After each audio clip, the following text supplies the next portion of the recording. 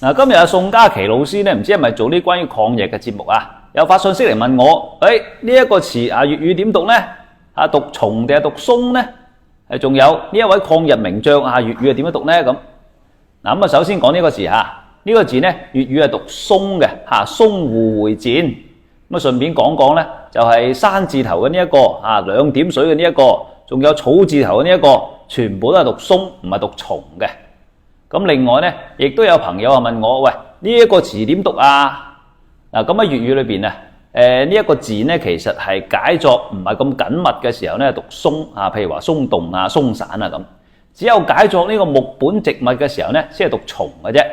例如松樹啊、松鼠啊咁成。而呢一樣嘢咧，就同松樹有關，所以應該讀松啊、松茸。